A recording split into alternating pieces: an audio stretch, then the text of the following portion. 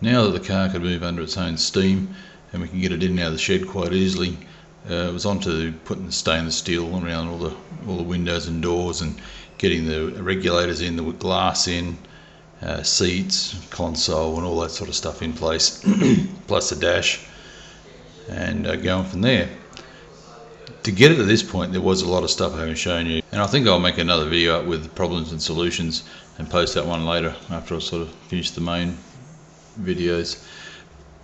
But now it was on to getting the carpets in and all that sort of stuff. And so what I did, I put all the bolts in the seat holes and then put the underlay over it, then used a solder iron to melt holes where the bolts were, then laid the carpet over it. I'd done the same for the back carpet. The front carpet I left as a full piece. I ended up changing that later on. So with the carpet in place, it was then onto the console, get that all mounted in. With the console run all through the air conditioning controls into the side of the console, which at the time I thought was a great idea, but when you use it now it's a bit of a pain because you've got to open the console every time you want to change the air conditioning, which is not that big of a deal really, but I just want to try and keep the standard look and not have knobs everywhere and aftermarket knobs at that. But the overall look of the console I was really happy with. Come up quite nice with the new insert pieces in it.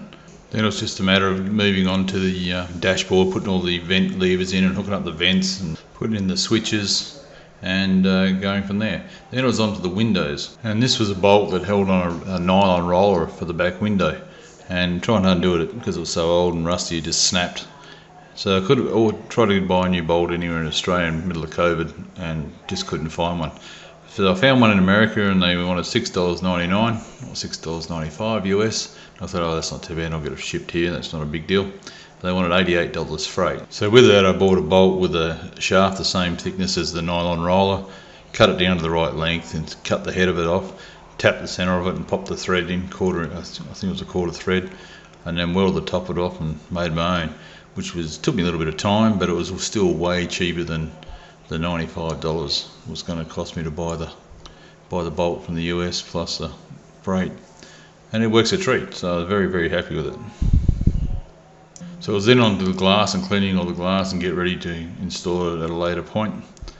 And when now the glass had been cleaned, I was on to adding the stainless steel trim around the doors and windows and putting the rubbers in and getting ready to put the door trims in and then adding all the seats and that sort of thing. And there was also a bit of a drama with the clips and all that sort of stuff, but I'll do all that through a later video. You can see even to put these rubbers on to work out how they all went and what all the products were for and all that sort of thing. And the best thing to do is join the like the Facebook groups and all that sort of stuff, because without some of the advice of those people, I think I'd still be putting it together, because some of the parts were pretty tricky, and to find the right clips and all that sort of stuff for the doors and the stainless steel trim and that, I had to thank a lot of people on the net because they give me a lot of good advice. Because don't be scared to ask for help, or ask for advice. And not only that, you get a bit of a laugh at some of the comical replies as well. So yeah, definitely a big help, and I would highly recommend it. But before I could put all that trim on and put all those glass windows and all that in, I had to repair the regulators and all that sort of stuff. And the right hand one I could see with the teeth were actually worn out. The left hand one looked really good and wound smooth and wound up and down.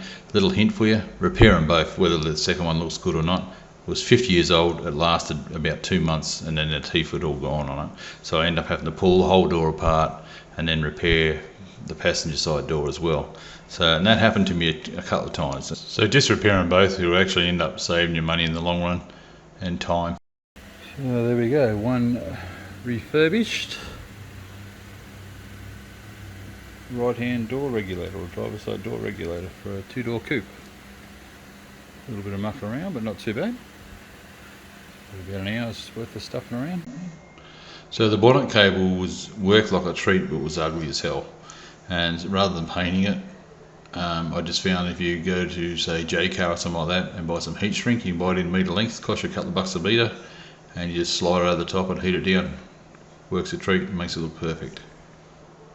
And once again we're back on the small things. These are the guides that the glass runs again. And they're all worn out, so I had to clean them all off, cut up new felt, get it all ready, glue it all into position, stick it all down, mount them inside the doors, all before the glass went in. And they're just the things that you really need to do. So with the windows in and all adjusted up, I was then onto the door trims. So placed the door trims in and put the door handles on and the armrest on. Then we had to put the rear lights in and make sure they all work, because once you put the parcel shelf and all that sort of stuff in, it then becomes too hard to get it all out. You can see in these photos I still had the spaces under the speaker, but I adjusted all that just before we put the seats and all that sort of stuff back in.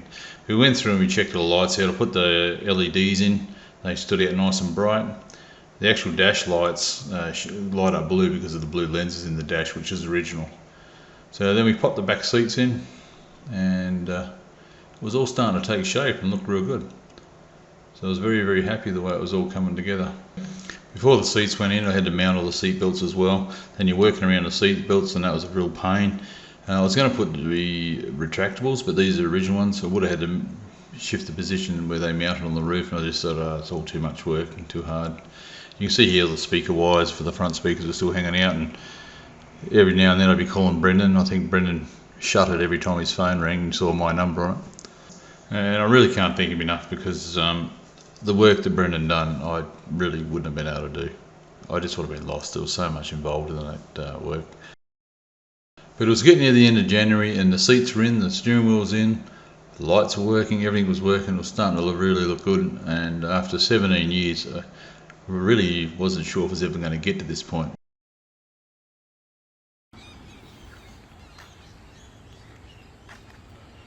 We're getting there. Starting to get to the tidying up section. Had to pull the dash out again because I hadn't run the microphone for the Bluetooth phone. Haven't put that blinker in yet.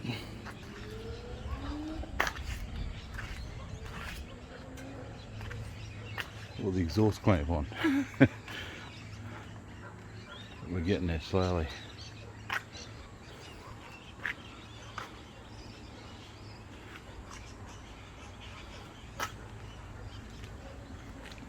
And I've got to jack it up because that spring's still sitting up.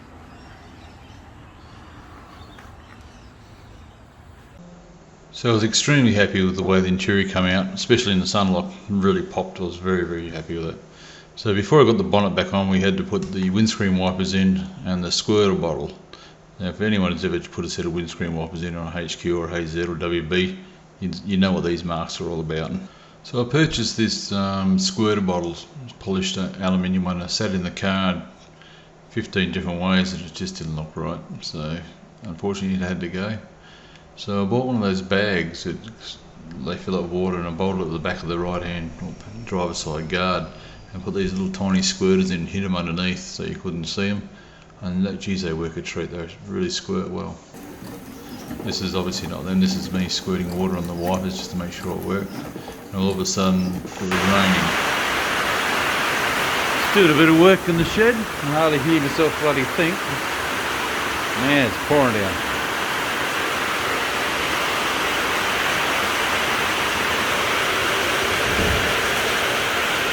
Hammering down. As it has been for the past 2 days. And the rain didn't give up, and the houses across the road from our place, which these are all flooded, and this is just around the corner. I actually watched a guy drive that Mercedes into that, and I couldn't stop him, he just kept driving. There it is, it went right over the roof, as you've seen. It's not a pleasant sight. Seen it all before in 2011 and didn't like it then, and still don't like it, the poor buggers. It affected a lot of people. And so once the rain had stopped, I got back in and kept working on the car and got it ready for its Rego check. But I had to take it for a bit of a test drive first, just to make sure everything was working. I'd stop and go and do everything it was supposed to do.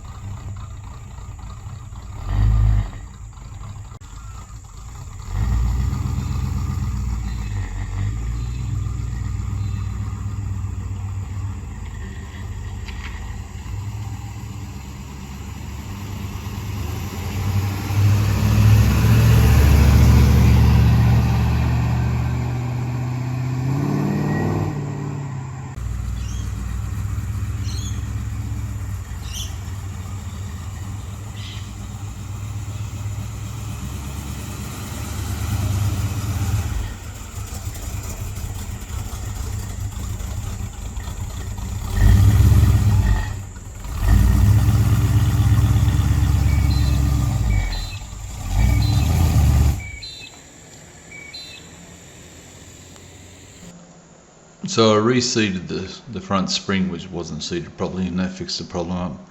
And the rear tail light, which was needed earthing properly, so I cleaned all that up and got all that working, and there was nothing else really to do to it, and it went through its Rego check and it passed its Rego check without a problem. And then we started driving it, and